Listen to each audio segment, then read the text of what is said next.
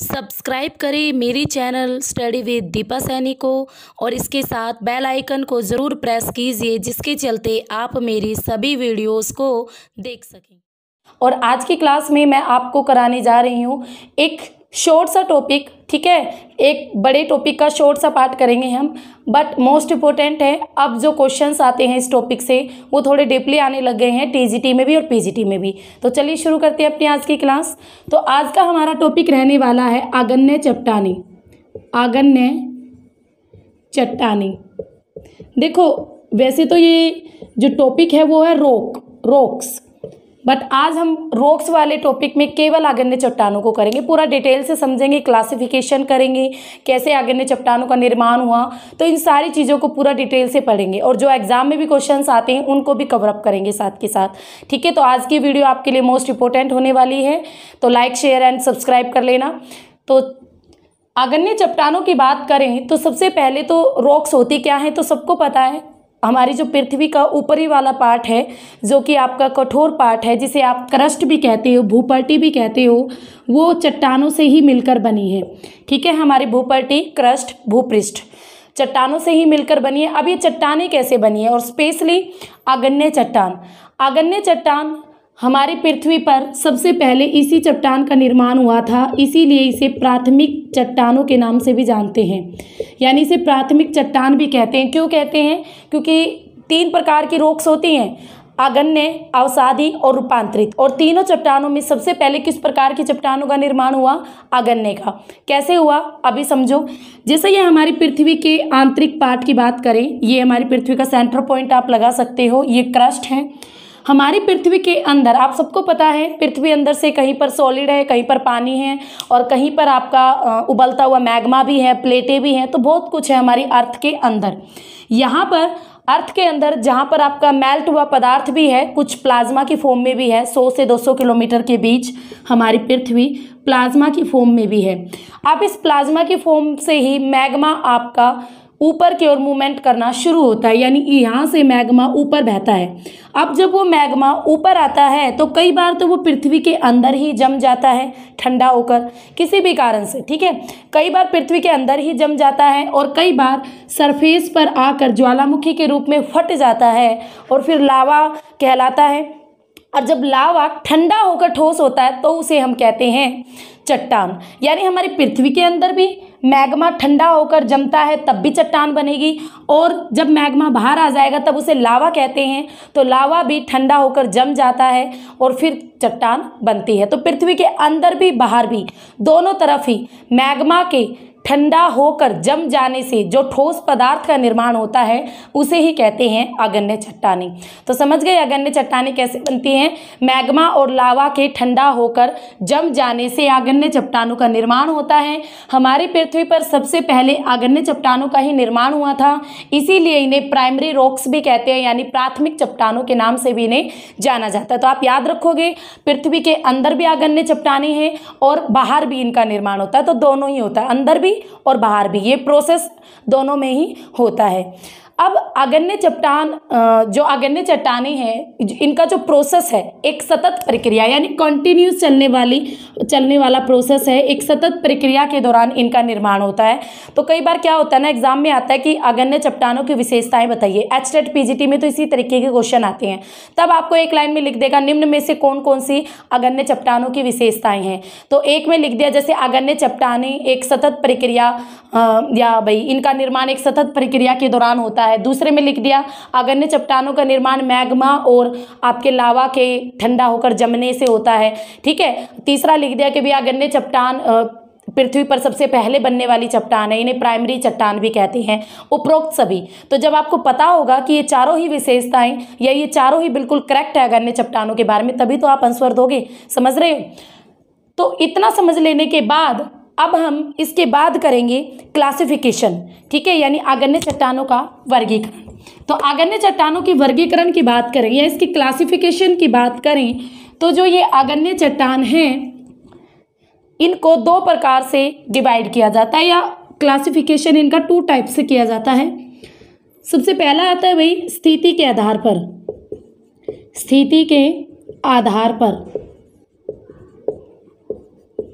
और नेक्स्ट आता है रासायनिक संरचना के आधार पर,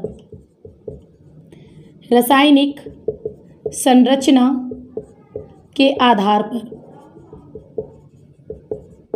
ओके, तो सबसे पहले करने वाले हैं हम स्थिति के आधार पर। तो स्थिति के आधार पर जो आगन्य चट्टानें होती है 2 टाइप्स की होती हैं, नंबर 1 अंतर्वेदी और नंबर 2 बहिर्वेदी।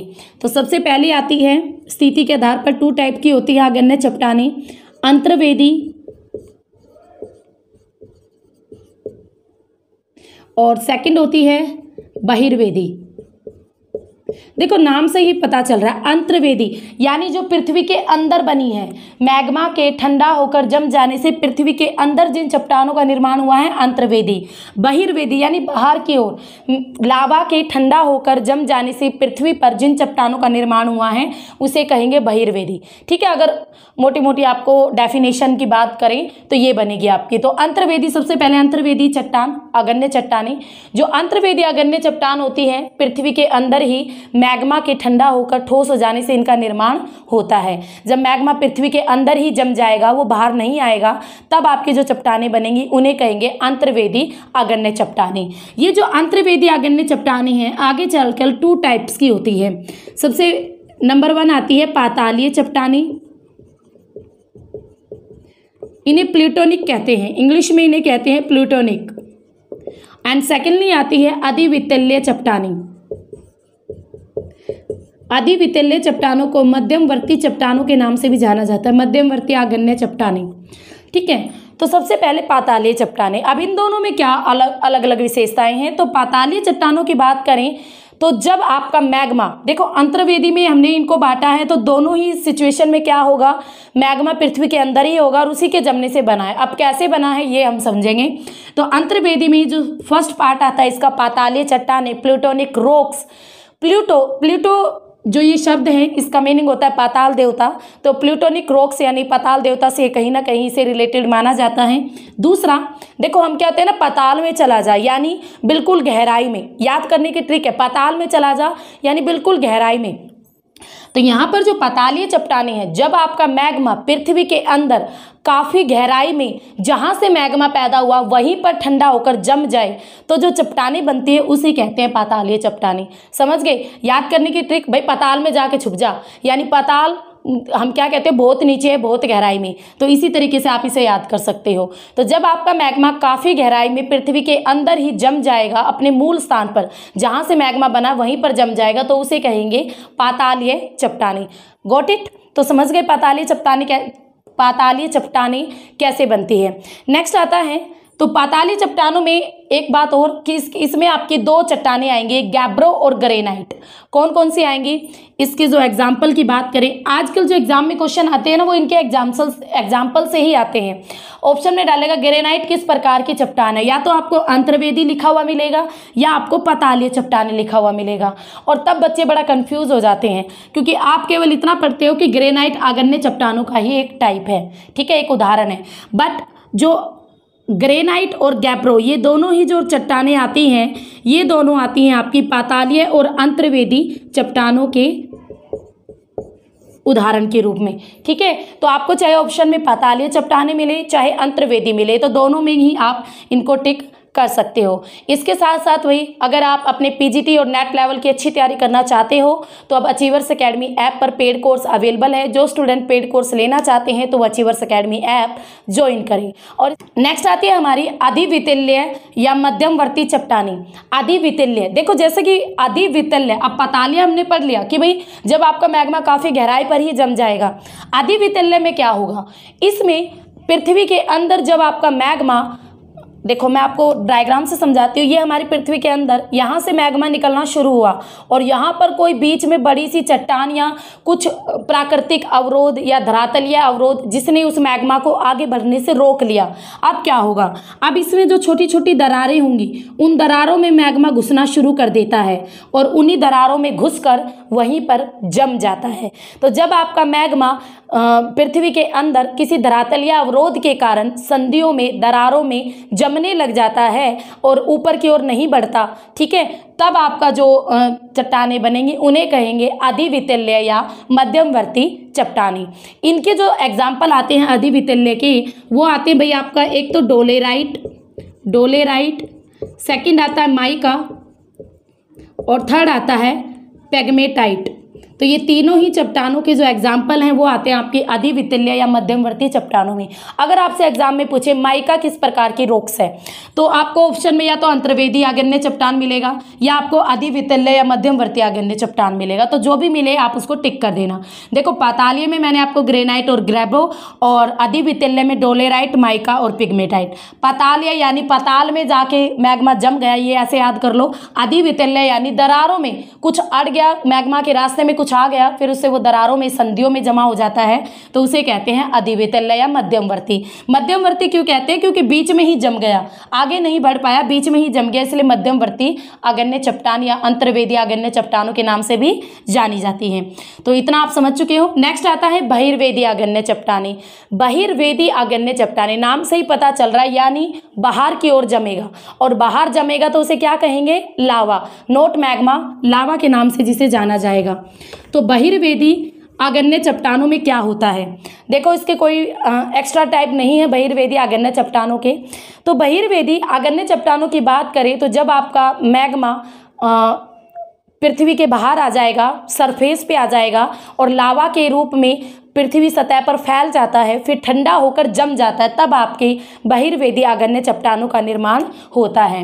इस प्रकार की चट्टानों को ज्वालामुखी शैलें भी कहते हैं, क्योंकि ज्वालामुखी के प्रोसेस के द्वारा ही मैग्मा बाहर आता है और बाहर आकर लावा के रूप में पृथ्वी के धरातल पर फैल जाता है, तो इसे ज्वालामुखी शैल भी कहते हैं।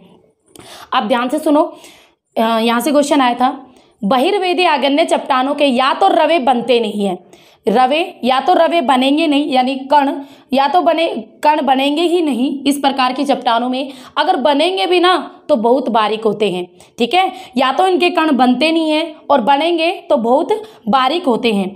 और दूसरी बात, इसमें जो लावा होता है बहिर्वेदी आग्नेय चट्टानों में, जब लावा बहुत तेजी से ठंडा होगा, तब जब लावा बहुत तेजी से ठंडा होता है तो कांच जैसी चट्टानों का निर्माण होता है, ग्लास जैसी, जिसे कहते हैं ज्वालामुखी कांच। क्या कहते हैं? ज्वालामुखी कांच, या ऑब्सीडियन भी इसे ही कहा जाता है। ऑब्सीडियन, आप इन नामों को याद रखोगे, ये एग्जाम में आते हैं। निम्न में से कौन सी बहिर्वेदी आग्नेय चट्टान है? ऑप्शन में डाल दिया ऑब्सीडियन, तो आपको पता होना चाहिए, ठीक है। ग्रेनाइट इसका सबसे बेस्ट, ग्रेनाइट नहीं, बेसाल्ट इसका सबसे बेस्ट एग्जाम्पल है। ग्रेनाइट तो आपके अंतर्वेदी हैं, बेसाल्ट बहिर्वेदी आग्नेय चट्टान है, यानी हमारे धरातल पर आकर इसका निर्माण होता है लावा के जमने से। तो ज्वालामुखी कांच आपसे पूछे तो वो भी बहिर्वेदी आग्नेय चट्टान, ऑब्सीडियन के बारे में पूछे बहिर्वेदी आग्नेय चट्टान, बेसाल्ट के बारे में पूछे तो वो भी बहिर्वेदी आग्नेय चट्टान के अंतर्गत ही से डाला जाता है। तो इतना आप समझ चुके हो। तो ये था भाई स्थिति के आधार पर आग्नेय चट्टानों का वर्गीकरण, अंतर्वेदी, बहिर्वेदी। अंतर्वेदी के 2 पार्ट, पातालीय चट्टानें और अधिवितल्य या मध्यमवर्ती चट्टानें। बहिर्वेदी का कोई पार्ट नहीं है, इसमें केवल आपको इन चीज़ों के बारे में याद रखना है। एक तो इसके रवों के बारे में, इसमें रवे बनते नहीं है, बनेंगे तो बहुत बारीक बनेंगे। दूसरा, जब लावा जल्दी ठंडा हो जाता है तो कांच जैसी चट्टानों का निर्माण होता है, जिसे ज्वालामुखी कांच कहते हैं, और इसे ऑब्सीडियन भी कहते हैं। ज्वालामुखी कांच को ऑब्सीडियन भी कहा जाता है। बेसाल्ट जो बहुत बारीक महीन कणों की बनी चट्टान होती है, ये बेसाल्ट चट्टान आपकी बहिर्वेदी आग्नेय चट्टान के एग्जाम्पल के रूप में ही जानी जाती है। नेक्स्ट टाइप आता है हमारा रासायनिक संरचना के आधार पर। नेक्स्ट करेंगे रासायनिक संरचना के आधार पर। तो रासायनिक संरचना के आधार पर चट्टानों का वर्गीकरण, तो रासायनिक संरचना के आधार पर जो आग्नेय चट्टान होती हैं 2 टाइप्स की होती हैं। कौन कौन से होती हैं? एक तो आती है इसमें अधिसीलिक या अम्लीय चट्टानी, ठीक है। इसे अम्लीय चट्टानें, इसे एसिड इंग्लिश में कहते हैं, एसिड रॉक्स। एंड सेकंड आता है अल्पसिलिक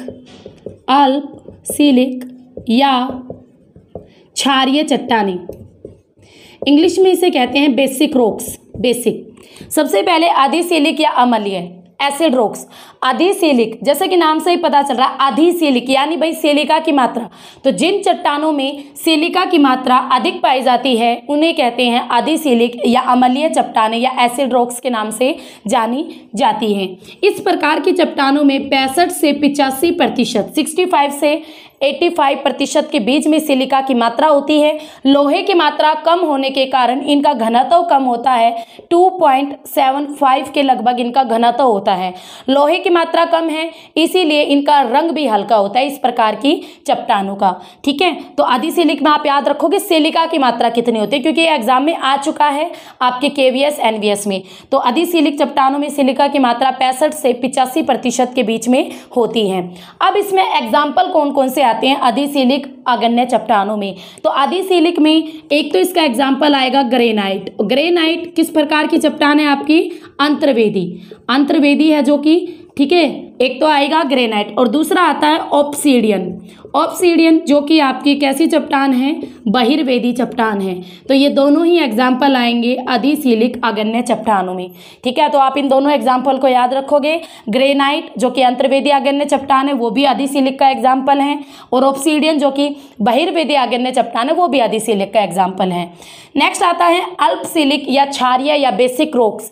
अल्पसिलिक, अल्प का मीनिंग क्या होता है? थोड़ा, कम, यानी जिन चट्टानों में सिलिका की मात्रा कम होती है, जिन चट्टानों में आपके सिलिका की मात्रा कम होती है उन्हें कहते हैं अल्पसिलिक। इनमें सिलिका की मात्रा 45 से 55% के बीच में होती हैं। तो 45 से 55% के बीच में रहेगी सिलिका की मात्रा। लोहे की मात्रा अधिक होने के कारण इनका घनत्व भी अधिक होता है और इसके साथ साथ इनका रंग भी गहरा होता है। गहरा रंग होता है भाई इनका। ठीक है, इनका रंग भी कैसा होता है? गहरा। तो इसमें भी आपकी 2 चट्टानें आती हैं एग्जाम्पल के तौर पर। एक आएगी आपकी बेसाल्ट। बेसाल्ट जो कि आपकी बहिर्वेदी चट्टान है। ठीक है, एक आएगी बेसाल्ट और सेकंड आएगी गैब्रो। गैब्रो जो कि आपकी अंतर्वेदी चट्टान है। तो ये दोनों की दोनों एग्जाम्पल के तौर में आती हैं अल्पसिलिक और क्षारीय अगण्य चट्टानों में। तो ये था भाई आपका स्थिति के आधार पर और रासायनिक संरचना के आधार पर। आगे अगण्य चट्टानों में कुछ आपके चट्टानी पिंड भी आते हैं। अब ये चट्टानी पिंड कौन कौन से हैं? कई बार क्या होता है ना, मैग्मा है वो ठोस होता है बहुत, ठीक है, जम जाता है। जब वो बहुत ठोस हो जाता है, सॉलिड फॉर्म में आ जाता है, तो ठोस होने पर अनेक प्रकार की वो आकृतियों को जन्म देता है। अब मैंने मैग्मा बोला है, मैग्मा बोल रही हूँ यानी मैं पृथ्वी के अंदर की बात कर रही हूँ। तो जब मैग्मा ठंडा होकर ठोस हो जाता है तो अनेक प्रकार की आकृतियों को जन्म देता है। उन्हीं आकृतियों को अब हम यहाँ पर पढ़ेंगे, क्योंकि एग्जाम में इन आकृतियों से भी काफ़ी क्वेश्चन आते हैं। और ये सारी की सारी आकृतियाँ बनती किस प्रकार की चट्टानों से हैं? अगण्य चट्टानों से। ठीक है, तो यहाँ पर सबसे पहले पढ़ने जा रहे हैं हम बैथोलिथ। ये कुछ आप ये कह सकते हो कुछ अगण्य ये चट्टानी पिंड है। कैसे पिंड है? चट्टानी पिंड। चट्टानी पिंड यानी चट्टानों के बड़े बड़े टुकड़े जो कि अगण्य ही चट्टानों से बने हुए हैं। तो सबसे पहला आता है इसके अंतर्गत बैथोलिथ। बैथोलिथ, इंग्लिश में भी इसे बैथोलिथ ही कहेंगे।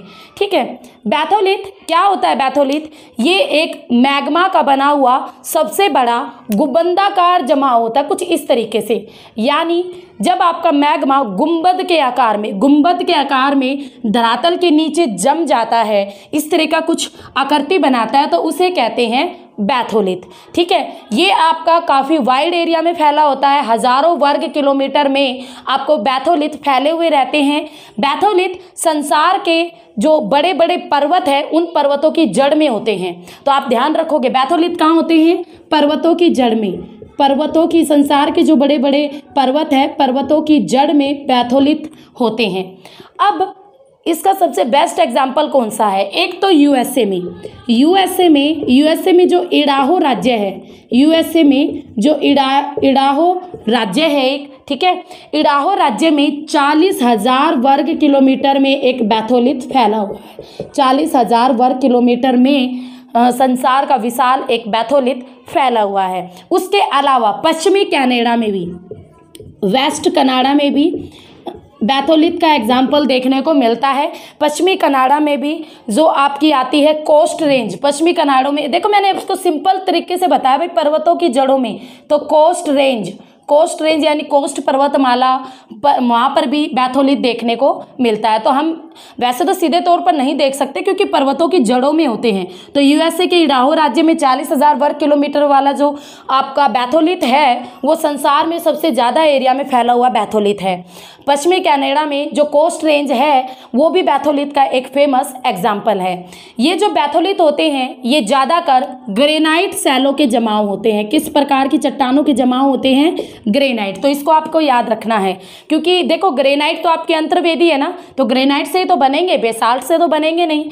तो ग्रेनाइट प्रकार की जो चट्टानें होती हैं उनके ही जमाव होते हैं बैथोलिथ। सेकंड आता है बैथोलिथ के बाद स्टोक। ये स्टोक क्या होता है? स्टोक छोटे आकार का बैथोलिथ। मान लो आपका बैथोलिथ इतना बना है, अब एक बैथोलिथ इतना बना है, तो जो छोटे आकार का बैथोलिथ होगा यानी कम एरिया में फैला हुआ बैथोलिथ होगा उसे कहते हैं स्टोक। ठीक है, छोटे आकार के बैथोलिथ को स्टोक कहा जाता है। इसके अगर ऊपरी सतह के विस्तार की बात करें तो ये लगभग 100 वर्ग किलोमीटर एरिया में फैला हुआ होता है। तो ज़्यादा छोटा होता है इसीलिए इसे स्टोक कहते हैं, बैथोलिथ नाम नहीं दिया जाता। ठीक है, खड़ी अवस्था में होता है और लगभग बैथोलिथ जैसा ही होता है, बस उसका छोटा रूप आप कह सकते हो। बैथोलिथ का छोटा रूप स्टोक कहलाता है। थर्ड आती है भाई लैकोलिथ। लैकोलिथ। अब लैकोलिथ क्या है? देखो लैकोलिथ जब आपका जो मैग्मा है परतदार चट्टानों में, परतदार यानी अवसादी चट्टानों में, तो अवसादी चट्टानों के ऊपर जब मैग्मा छतरी नुमा आकृति धारण कर लेता, कुछ इस तरीके से ऊपर से जैसे छतरी होती है ना हमारी, इस तरीके से, यानी कोई आपकी अवसादी चट्टान है उसके ऊपर मैग्मा छतरी के तौर पर बिछ गया। ठीक है, तो जब छतरी रूपा आकृति धारण करता है मैग्मा, छतरी नुमा आकृति धारण करता है मैग्मा, तो उसे ही कहते हैं लैकोलिथ, छतरी नुमा। ठीक है, तो लैकोलिथ में आपको सिर्फ इतना याद रखना है कि भाई परतदार चट्टानों के ऊपर जो अवसादी सेडिमेंट्री जो हमारी रॉक्स है उनके ऊपर जब मैग्मा छतरी नुमा आकृति का रूप धारण कर लेगा तब जो आपकी शेप बनेगी उसे कहते हैं लैकोलिथ, जो कि एक आग्नेय चट्टानों की ही शेप है, एक पिंड है, आग्नेय चट्टानी पिंड। ठीक है, लैकोलिथ। अब जो ये लैकोलिथ है इसका जो एग्जाम्पल देखने को मिलता है कहाँ पर? उत्तरी अमेरिका में।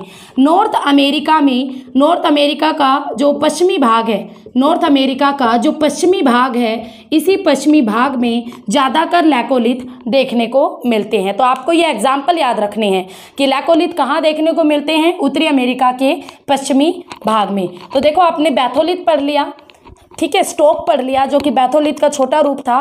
थर्ड हमने किया लैकोलिथ। फोर्थ हम करने जा रहे हैं लैपोलिथ। देखो थोड़ा ही डिफरेंट है। नंबर थर्ड इज लैको, को था इसमें, अब इसमें लैपो आ जाएगा, लैपोलिथ। लैपोलिथ क्या होता है? यहाँ पर आपका जो मैग्मा था वो आपका छतरी नुमा रूप धारण कर रहा था। लैपोलिथ में क्या होगा? लैपोलिथ के अंदर जो मैग्मा है वो तरसरी नुमा रूप धारण करता है, यानी जब आपका मैग्मा तरसरी यानी आपकी प्लेट, जैसे आपकी खाने की प्लेट होती है तो एक खाने की प्लेट के शेप में जमा हो जाता है तो उसे कहते हैं लैपोलिथ। ठीक है, उसे क्या कहेंगे? लैपोलिथ। इसका जो सबसे बेस्ट एग्जाम्पल है दक्षिण अफ्रीका में जो दक्षिण अफ्रीका का ट्रांसवाल क्षेत्र है, दक्षिण अफ्रीका का जो ट्रांसवाल क्षेत्र है वहाँ पर लैपोलिथ के सबसे बेस्ट एग्जाम्पल देखने को मिलते हैं। तो लैपोलिथ आपको याद रखना तरसरी नुमा शेप। लैकोलिथ में क्या था? छतरी नुमा शेप, ऊपर से जो छतरी जैसा।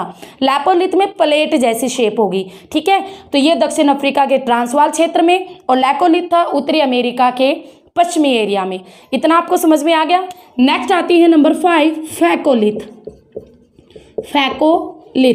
फैकोलिथ क्या होगा? जो आपके पर्वत है, मोड़दार पर्वत यानी आपके कुछ इस शेप के पर्वत है, फॉर एग्जाम्पल आपका हिमालय पर्वत।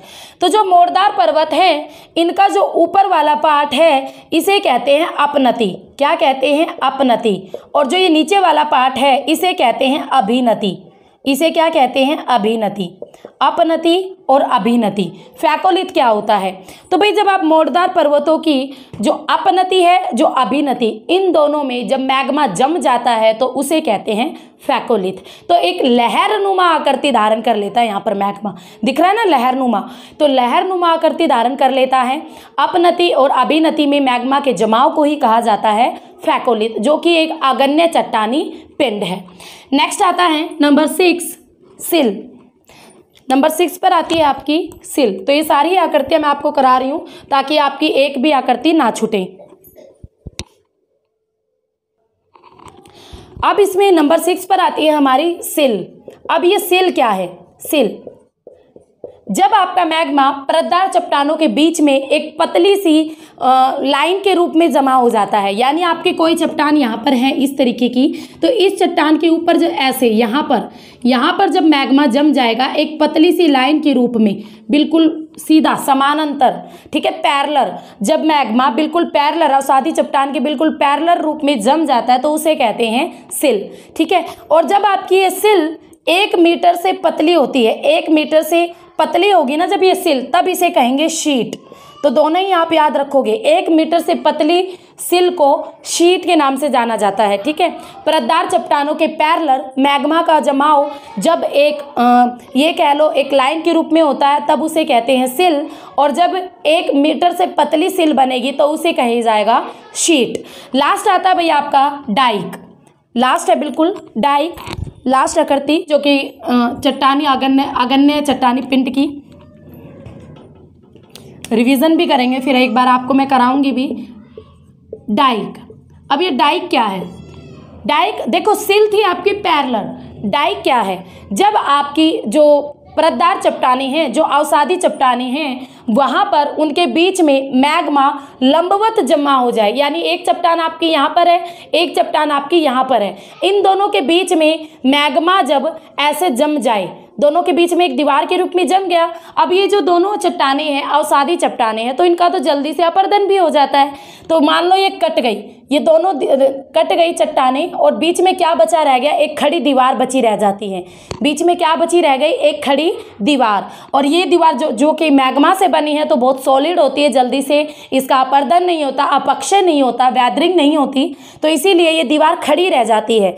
और इसी खड़ी हुई दीवार को, झुकी हुई दीवार को, जो कि मैग्मा का लंबवत जमाव है, वर्टिकल जमाव है, इसे ही कहते हैं डाइक। एग्जाम में डाइक बहुत पूछी जाती है, सीधा डालेगा एग्जाम में एग्जामिनर कि जब आपका मैग्मा एक लंबवत रूप में जमता है तो उसे क्या कहते हैं? तो उसे डाइक कहते हैं। देखो, पैरेलल जमेगा उसे सिल कहेंगे, सीधा लंबवत जमेगा तब उसे डाइक के नाम से जाना जाता है। डाइक के जो एग्जाम्पल देखने को मिलते हैं झारखंड राज्य में, इंडिया के अंदर जो झारखंड राज्य है जिसकी कैपिटल रांची है, तो झारखंड राज्य में जो सिंहभूम जिला है, झारखंड राज्य का सिंहभूम जिला है, इस सिंहभूम जिले में अनेक डोलेराइट के डाइक देखने को मिलते हैं।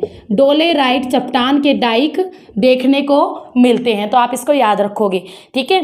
तो भैया आपके डाइक के जो एग्जाम्पल है, झारखंड राज्य के सिंहभूम जिले में डोलेराइट के रूप में अनेक डाइक देखने को मिलते हैं। तो ये थे आपके आग्नेय चट्टानी पिंड, जिसमें हमने बैथोलिथ किया, स्टोक किया जो कि बैथोलिथ का शॉर्ट रूप, छोटा रूप, थर्ड हमने लैकोलिथ किया, ठीक है, जो कि आपका छतरी नुमा आकृति थी, लैपोलिथ किया जो कि आपकी तरसरी नुमा यानी प्लेट की तरह की आकृति थी, और नंबर 5 पर फैकोलिथ किया जो कि लहरदार आकृति थी, सिल किया जो कि पैरेलल मैग्मा जब जमता है तो उसे सिल कहते हैं, डाइक किया जो कि वर्टिकल फॉर्म में जब मैग्मा का जमा होता है तो उसे डाइक कहते हैं। तो ये था भाई आपकी आग्नेय चट्टानों का क्लासिफिकेशन और आग्नेय चट्टानी पिंड। आई थिंक आपको कोई भी अब इशू इसमें नहीं रहा है।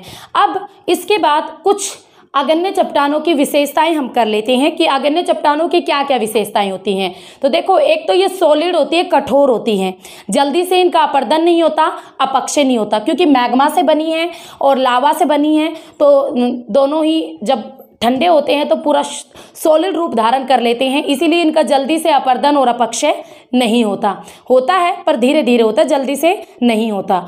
इनमें एक रवे या तो बनेंगे नहीं, अगर रवे इन चट्टानों में बनते हैं तो बहुत ज़्यादा बारीक होते हैं, तो आप इसको ध्यान रखोगे। ये बहुत ज़्यादा टिकाऊ होती है, काफ़ी लॉन्ग टर्म तक ये रह सकती है, ज़्यादा जल्दी से इनमें दरारें या संधियाँ जल्दी से नहीं पड़ती। उसके अलावा इनमें आपके रंध्र नहीं होते, रंध्र यानी पोल्स नहीं होते इनमें, और पोल्स ना होने की वजह से पानी इन चट्टानों के अंदर एंट्री नहीं कर पाता।